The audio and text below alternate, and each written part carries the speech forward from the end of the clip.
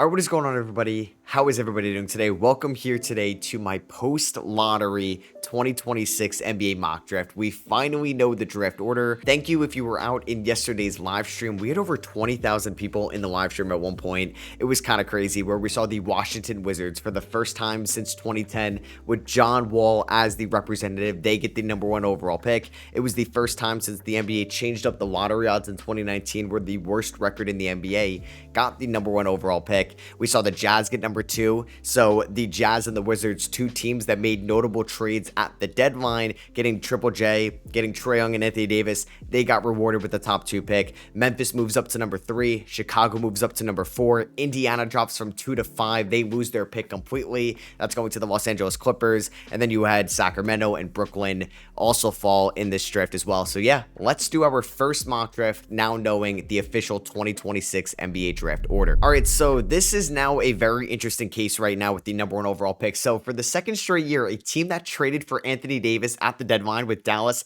trading away Luka for Anthony Davis in 2025, they get the #1 pick to take Cooper Flag. Now Washington trades randomly for Anthony Davis this year, and they get the #1 overall pick. It makes no sense, but yeah, they land #1. I think right now, AJ DeBonsa makes the most sense with the #1 overall pick. Would I still believe that Darren Peterson could be the top guy? 100%, but I think at this moment, AJ DeBonsa should be the clear #1 in mocks just because of his prototypical size, his productive year at BYU, and there's nothing that has really indicated us that he would not go, or indicated to us, yeah, that he wouldn't go #1 right now.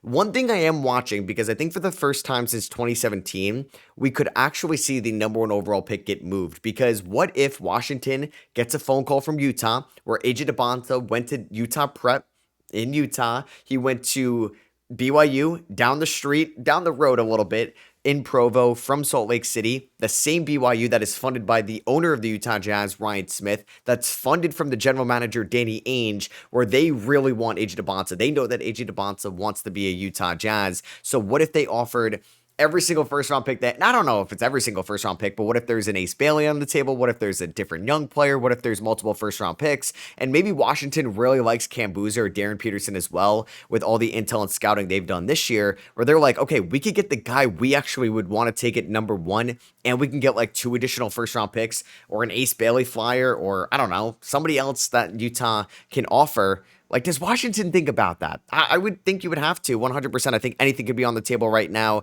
I think it even came out that, like, Michael Winger, who likes to operate like Sam Presti, would think about it as well. So for this moment, though, I believe you get AJ DeBonsa. He gets to go up there with Trae Young, Anthony Davis, Trey Johnson, Bilal Coulibaly, Alex Sarr, Keyshawn George, Bub Carrington. There are so many names and faces there in Washington. We know that Utah and Washington wanted to be more competitive next year. Why else would Washington trade for Anthony Davis? Where Anthony Davis has also like kind of indicated, I don't really know if I want to be a Wizard because they're right now a bad team. Well, hey, you just got the #1 overall pick in the draft. They have some flexibility this offseason.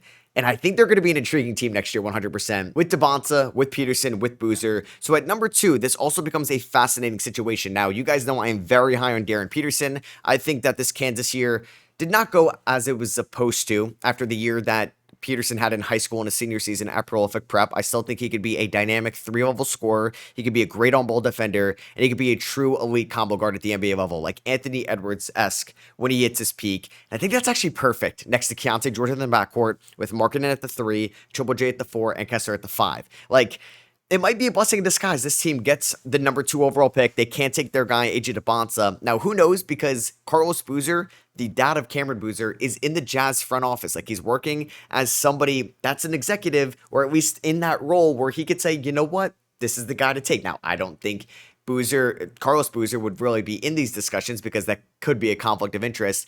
I think right now, though, they would take Darren Peterson. It just feels like a Danny Ainge guy that this team should ultimately go for, because I do believe Cameron Boozer would have a weird fit right now in Utah, because you have Triple J, you have Ace Bailey, you have Markkanen. Like, that's a lot of minutes to those forward positions at the moment, where if you're taking Boozer second overall to play 22 minutes a night, is there really a point in that when you're getting the most, like, 4 valuable years of Boozer's career under this rookie deal if he's not going to be a full-time starter? Peterson literally fits in like a glove next to Keontae George in that backcourt. And I think that's who they would take here at number 2. Now, I would not be surprised if Memphis, Chicago was like trying to call Utah saying like, let's do some type of swamp. I'm sure Utah would be on the phone with Washington, but I think right now it would go AJ DeBonta 1 to the Wizards and then Darren Peterson to the Jazz. And like these two teams are kind of compared a lot right now and I think are very similar because of their trade deadline acquisitions. They were both like, we do not want to be tanking teams in 2027. Now they both landed top 2 picks in the draft, which is kind of insane. That it was somewhat of like a chalky lottery. Yes, Chicago moved up, Memphis moved up, Brooklyn moved down, but we didn't get like anything crazy like Atlanta or Dallas over the last few years. So at number 3, small market team, not like a boring organization, but Zach Kleiman and the Grizzlies front office, very analytical way of thinking. Boozer is an analytical darling this year at Duke, was one of the most productive freshmen I've ever seen in college basketball. Like, by the numbers, was more productive than Cooper Flagg was last year, and he was the clear-cut number 1 overall pick. Now, there's going to be some concerns about Boozer's athleticism, speed, quickness, and overall decision-making at the next level. When you're looking at the fast pace compared from, you're going from the ACC to the NBA level, like it's going to be a completely different beast. But this team traded away Jaren Jackson Jr. I didn't really expect them to be good in 2027. So now you have somebody legitimately to build around in Cameron Boozer with Zach Edey as a defensive anchor next to him. You also have Cedric Howard, Jalen Wells, G.G. Jackson, Ty Jerome. Like you have plenty of names out there in Memphis. They're going to also have another pick right outside the lottery from the Desmond Bane trade. They're going to have so much cap space to work with as well, with or without Ja Morant. I still think you take Boozer for what he could be with his offensive ceiling, his offensive upside, and I don't think they're the team to take Caleb Wilson, which means I think Caleb Wilson will go to the Chicago Bulls. So you can't really get greedy because if you're a Bulls fan, you expected to be picking around 8 or 9 in this draft, not at number 4. So you will definitely take it if somebody told you, hey, you're going to end up with Caleb Wilson, in this draft. You'll take that any day of the week. Caleb Wilson is such an elite, eye-popping defender out of the gate. He's going to be one of the more athletic power forwards in this league right away. And if he can develop some type of outside shot, oh boy, this is going to be such a fun piece for the Bulls.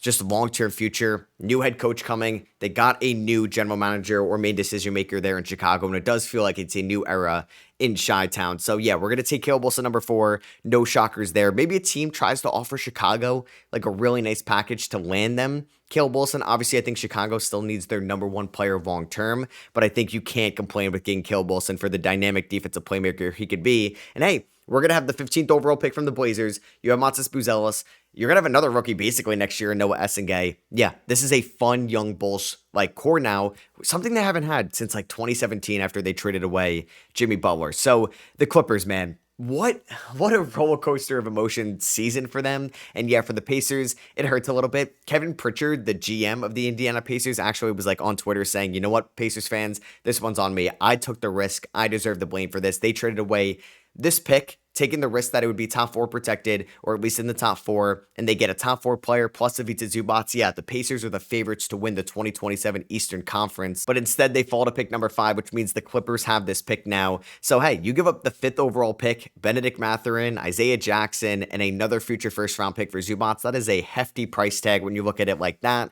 Now, the Clippers definitely need to hit on this pick. These are all great players, but they have to develop one of these guys. So I think with Darius Garland locked up long-term, you can't run a Darius and Cuff backcourt with Garland. I think Brown or Wagler, one of the bigger guards, just 2 guards, combo guards, make more sense, even than Kingston Flemings with his decision-making at the moment. I really like Mikal Brown. That's what I would do, but right now in mocks, I do believe the consensus will be Keaton Wagler. I'm a little bit different. I like Brown more than Wagler, but I think you look at Wagler's size, his shot-making ability, his shot creation, not the most athletic player in the world, not the quickest player in the world, but he can get it done in the offensive half court, and this could be a really fun player to play off of Darius Garland, and you hope at 6'6", gets a little bit stronger, can actually be a complimentary defender, and who knows, this team might have another first-round pick or 2 if they trade away Kawhi Leonard this offseason somehow. I feel so bad for the Brooklyn Nets. Yeah, they were the team that dropped the most here in the lottery, and now they're looking for that franchise player because it's not Michael Porter Jr., although he was great for them this year. He's no AJ DeBonta, at least right now when we're projecting long-term. He's no Peterson. He's no Boozer. I think they would end up going with Mikal Brown Jr. So this team took 3 point guards last year on the night of the draft. Igor Joman, Nolan Traore, and Ben Suraf. Did any of them show me that they are the franchise point guard long-term? No. And Igor Joman was probably the most intriguing, exciting one this year, but he was more of like a movement spot-up 3-point shooter, not like a full-on point guard. So I'm going to take Mikal Brown Jr. because I do think he can actually be the best scorer out of all these guys. You could talk me into Darius Cuff. You could talk me into Kingston Flemings. That's really it. I don't think this team should really target Braden Burries with the 6th overall pick in this draft. So you take Mikael Brown Jr., who dealt with a back issue all year long, but I do believe at his size and what his shot making ability was pre-Louisville in high school with Team USA with the U19s like last summer, where he kind of outplayed like Koa Pete and AJ DeBonsa on that team. I do feel like Mikael Brown Jr. can truly be an elite shooter at the NBA level, a really good combo guard, and if he gets stronger, I think his wingspan and his ability to play up is going to make him a serviceable defender. And I feel like you can plug and play him with like Yegor out there, and you might look for more a traditional point guard, and that could be Kingston Flemings, but I do think Brown is actually going to be a pretty good passer at the next level. 7, Sacramento. I think this is Darius Sikoff. Yeah, you could talk me into Kingston Flemings as well for what he could be defensively, but I truly believe Darius Sikoff could be a star offensive player in this league, and that's what Sacramento is looking for right now. If you want to worry about one day down the road that Darius Sikoff is going to get matchup hunted in the playoffs, yeah, I'm not going to disagree with you, but I think Kings fans and the Kings front office and what they're trying to build over the next few years would take that, because that means they're in the playoffs consistently, and Darius Sikoff can legitimately be somebody that can average what he averaged last year at Arkansas at the next level. Comes from the Calipari tree that's produced John Wall, Derrick Rose, SGA Booker, Jamal Murray, Tyrese Maxey. Yeah, the list goes on and on. It's the best like freshman list. It's the best one and done list. It's the best like college list going to an NBA talent that we've ever seen from a head coach. And I believe Darius Sikoff is next in line. I did a whole video for Enjoy Basketball on the Enjoy the Game YouTube channel talking about why I believe Darius Sikoff can be a special player in this draft class. And that's what Sacramento needs. They need a special player. They traded away Fox, traded away Halliburton. Don't trade away Darius Sikoff. Just make the right pick there, which now makes it interesting for the Atlanta Hawks at number 8, because you could talk me into Kingston Flemings and you could talk me into a Day Mara, who I do believe could 100% be in play for Atlanta here at number 8. I do not like Onyeka Okongwu as a long-term rim protector. I do feel like he's more of like that offensive-minded big man. I think this would still be Kingston Flemings here. I think just like if he fell to number 8, what Atlanta is trying to build defensively. He's twitchy, quick decision-making, can hit really difficult shots at the mid-range spot, pull-up jumpers, and just on the three-point line. This is what they're trying to build. It's not Dyson Daniels level defensively. I don't know if he'll ever get there, but it's kind of like a blend in between McCollum and Dyson Daniels, and that could be perfect as the long-term point guard option for Atlanta. But this pick right here is where I really struggled with who they could take. So it could 100% be a Day Mara, but for this, I'm going to go with Kingston Flemings, which leaves me at number 9. I think this is Braden Burries to the Dallas Mavericks. For what he could be as a combo guard at the next level, I think he gets some good comps to Derek White. Don't know if he's ever going to be peak Boston Celtics Derek White, but he's going to be someone that can knock down open shots in the corner. He's going to move extremely well without the ball in his hands. He's going to know exactly where to be at all times on the floor. He was like that role player, grit and grind guy this year at Arizona, like the ultimate glue guy behind Koa Pete and Jaden Bradley and other guys, and Ivan Krolchenkov. And Braden Burry sometimes was like a number 1 offensive option for them. And I think this is a perfect like Kyrie Irving complimentary guard next to him. I think he could back up Max Christie perfectly fine right away. Obviously, this isn't like the top tier player that you wanted if you were a Mavericks fan, but I think he could be a great 2 guard for them. And I wonder if they actually would trade away Gafford this offseason, because I think that could be the Day Mara pick as well. 10, Milwaukee. Couple different options here, because if we're looking to help this team out right now around Giannis, it would be Yaxel Lendeberg. It would be LeBaron Philon. It's so tough what they're going to do. I don't think they would take Nate Ament. I think for them and what they're trying to build, Kevin Porter Jr. is a free agent. I like Ryan Rollins, who could play the 1, who could play the 2. You know what? Cole Anthony didn't work out. I think they could look for another guard. Garrett Harris didn't work out as well. AJ Green can be kind of a wing for them. So you take Philon, who could back up Kevin Porter Jr. if they were to re-sign him. He could back up Ryan Rollins. And hey, maybe you instead like of giving Kevin Porter Jr. $15 million a year with the mid-level exception, you give it to somebody else. Maybe it's a wing. Maybe it's a Rui Hashimura. Maybe it's somebody like that in a trade. I just need to know if Giannis is going to be on this team next year, because that could really affect what I would do in all my mocks leading up to the 2026 draft. But right now, I do believe LeBaron Philon is still a top 10 talent in this draft. And I do believe if you can give him someone that's as good of a screen setter as Giannis Antetokounmpo, it's going to be a nightmare to guard the pick and roll with LeBaron Philon as a ball handler, because it was this past year for the Crimson Tide. 11, Golden State. I like Philon. I really like Axel Lindenberg, but I'm going to do something a little different here. I'm going to take a Day Mara. This is something I had in the Enjoy mock draft as well. I think a Day Mara should 100% be a lottery pick right now. This guy is massive. 7'3", a great passer. He's had such a cool developmental path from Spain to UCLA. Didn't really work out under Mick Cronin for the last 2 years at UCLA. Spends 1 year at Michigan last year. Wins a national title. Elite shot blocker. Elite rebounder on both ends of the floor. Going to be an elite screen lane setter for Steph Curry. Yeah, he's not a pick and pop guy. I think there's maybe a little bit of floor spacing ability in there. I don't know if we're going to get that right away. He's like 21 years old. Braden Burries is a freshman at 20 years old. I don't care that he's 21. Like, throw that out the window. Zach Edey went 9th overall, and he was a couple years older than Ade Mara. So I think Golden State needs this. Who knows if Al Horford's back? Even if he's back, he's going to be almost 40 years old. Kristaps Porzingis has the injury concerns. This is like quit and post, but like on steroids. So I'm going to get a Damar in Golden State, and I think that should 100% be the pick if he's there on their roster. 12 OKC, a couple different routes they can go here. Somebody that I like with upside, this could end up being Yaxel Lindenberg, somebody that's just going to be a bruiser down low, physicality, somebody that's going to be a great rebounder for them. They have all these guards. Even if they decline the team option on Lou Dort, you have McCain, Wallace, AJ Mitchell into the fold, obviously around Shea. You have Jalen Williams. Yaxel can help them out right away. They have Thomas Sorber, who's a little bit more of like a project guy next year, coming off an ACL tear. You have Nikola Topic as well, another guard. Go out and get Yaxel, and if he can space the floor, it's going to be a home run pick for them.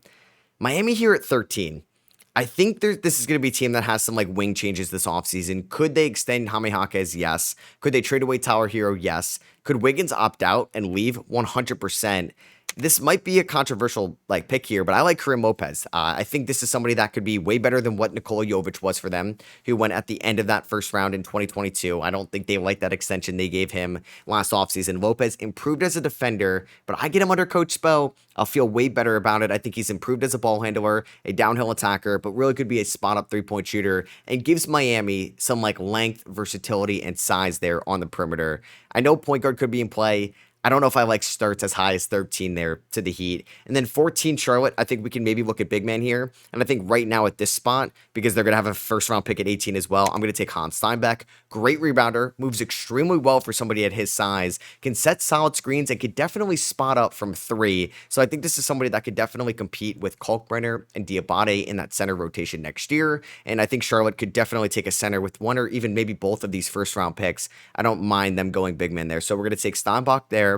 That is going to end up the lottery. So that is my lottery post or my lottery mock draft after the lottery happened on Sunday. Let's hop into the non-lottery picks now. So 15 Chicago, we took Caleb Wilson at number 4. This would be a really fun Ade Mara pick if he fell. Maybe Chicago is able to move up if he doesn't go to like Golden State there at number 11. It's going to be crazy how many seniors are going to go later in the draft. And like Braylon Mullins is going back to school. Some of these guys are definitely going back to school. Koa Pete, I wouldn't hate here, but I think this team can now say, you know what? We didn't really expect to get this Blazers first round pick this year. They ended up making the playoffs. Let's go Jaden Quaidance. If he is relatively healthy, I think Chicago 100% needs a center, and Ade Mara is off the board. Steinbach's off the board. The only center they really have on their roster right now is Jalen Smith, who has 1 year left on his contract, and Quaidance should be ready day one. Hey, Quaidance at the 5, Wilson at the 4. That is one of the more exciting defensive front courts from like a rookie pair that I've ever seen. Plus, you have Essengay, you have Matas Buzelis with Josh Giddey giving these guys open looks out of the pick and roll, out of the half-court offense under a new offensive scheme.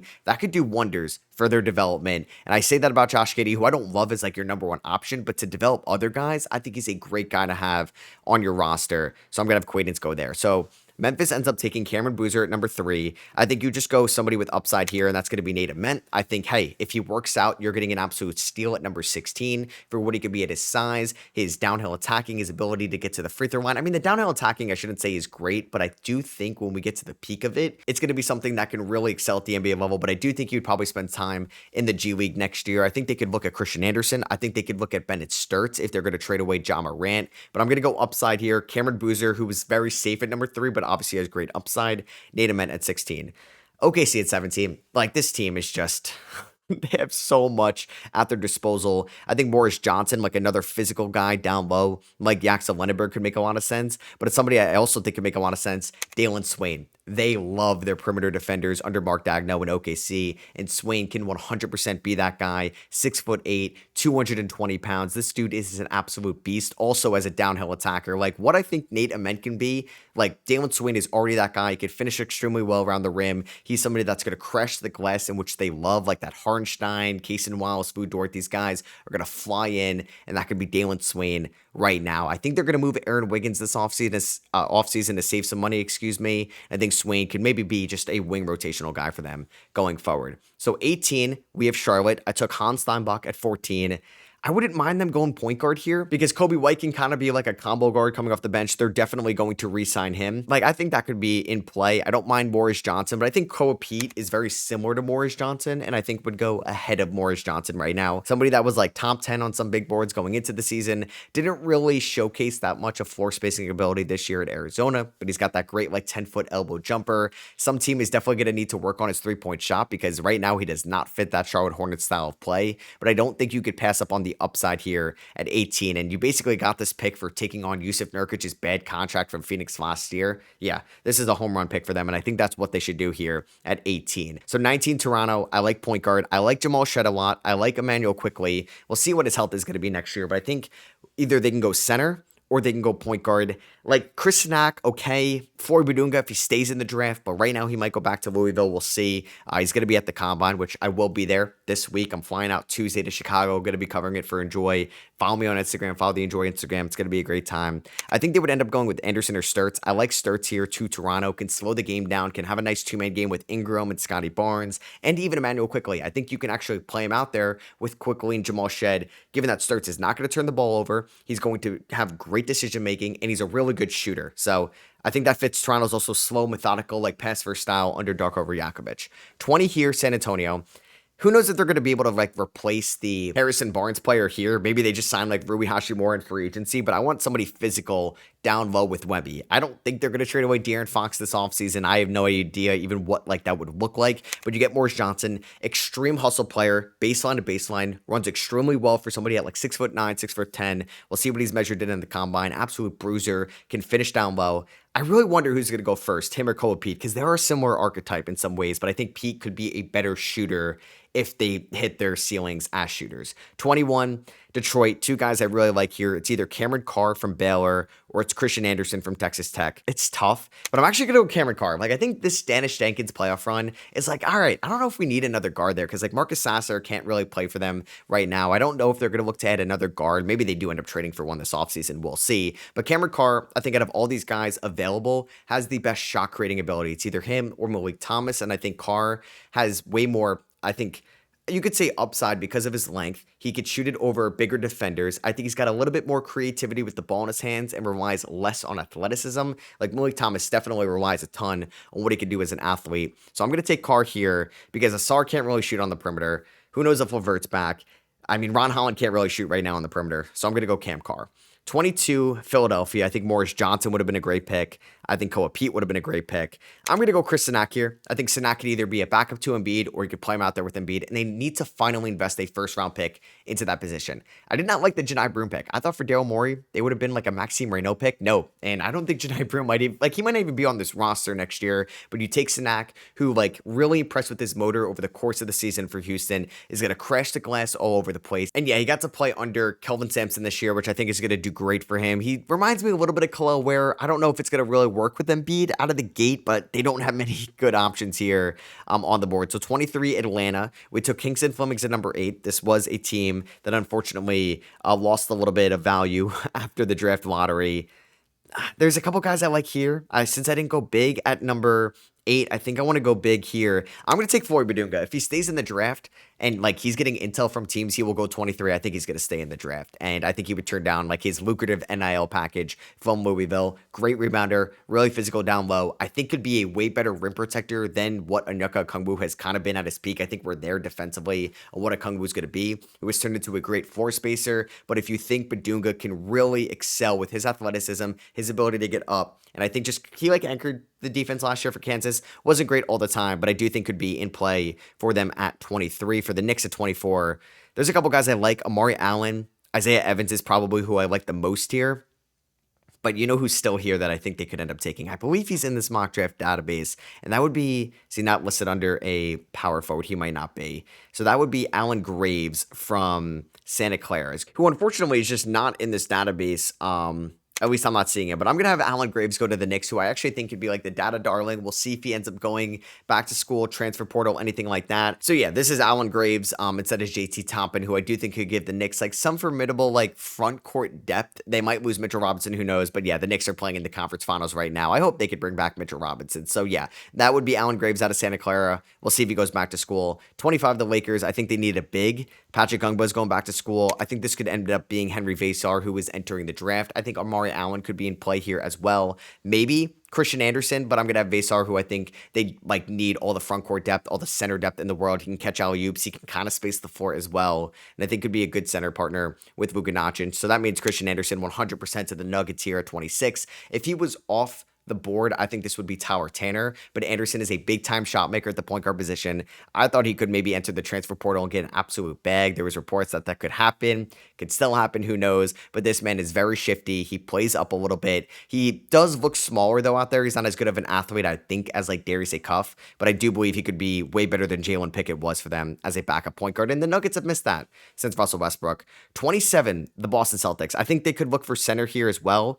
They have a lot of wing help, but I'm actually going to go with Buka Okorie, who could be a great shooter for them. I think could easily and seamlessly step into Joe Mazzulla's system as a spot-up three-point shooter, a shot creator on the perimeter, and gives more point guard depth behind Peyton Pritchard, something that they definitely lacked this year, and I think missed even Anthony Simons in the playoffs, but more so Drew Holiday from a year ago. 28, Minnesota. I mean, they traded for Ayo Dosunmu at the deadline. They have Bones Highland. I think if he's on the board, they would look at Isaiah Evans as a movement shooter, a spot-up shooter, and I think could even go higher because I do believe he's going to be one of the best shooters in this draft. I love the form. I love the decision-making, and I love how he's able to, like, cut off screens. He's able to kind of, like, bend that shoulder and just overall bend in general, get low to the ground, and he's going to generate so many open looks with his speed and quickness off the ball. 29, Cleveland. I mean, they're down 2-1 to the Detroit Pistons right now. I think they're looking for like a perimeter defender at the moment, and that's going to be Amari Allen. I think he's like the best perimeter defender on the board. I think it could also be Tonde Yesufu, but I believe in Amari Allen's shot a little bit more, and I think a lot of these like juniors, sophomores going back to school is going to help out Amari Allen's draft stock a ton. And then lastly, 30, Dallas from the Anthony Davis trade. And yeah, the Washington Wizards picking number 1. I think there's a bunch of guys they can go. I like Tyler Tanner. I like Malik Thomas, Billy Richmond, Joshua Jefferson. There's so many guys I like here. I think Dami Sarr would have been perfect here if he ended up declaring. Same with Juke Harris, but he's going back to school, transferring to Tennessee. I'm going to go Yesufu. I still believe it's a first-round talent. I was super high on him preseason. Obviously, the shot wasn't great this year at Baylor. There was definitely more, maybe downs than ups with him, but I see the athleticism. I see the quickness with the ball in his hands. He could push the ball well in transition. He's a good perimeter defender. He's super strong, could finish around the rim. I think it's worth the high upside swing there at number 30. So that is my post-draft lottery 2026 NBA mock draft. I would love to know what you guys think down below. I'm so excited to cover this draft with you guys throughout the combine this week. We're going to be doing combine winners and losers. We're going to be doing a post-combine mock draft next week as well on my SROS channel. Link to that is in the description. I'll be doing like my sleepers, my draft storylines, like so many things are going to come throughout this draft process, and then it's going to lead up to my draft night live stream, and we're going to talk about this draft night trades as well, trade ideas. So yeah, make sure you're subscribed to the channel. Let me know what you guys think down below. Thank you again to everybody that was out in the draft stream. We had over 20,000 people in the stream at one point. Like, it was absolute insanity, and it was a great time to spend it with you guys. It really means the world. So yeah, hope you did enjoy, and I'll catch you on the next one. Peace.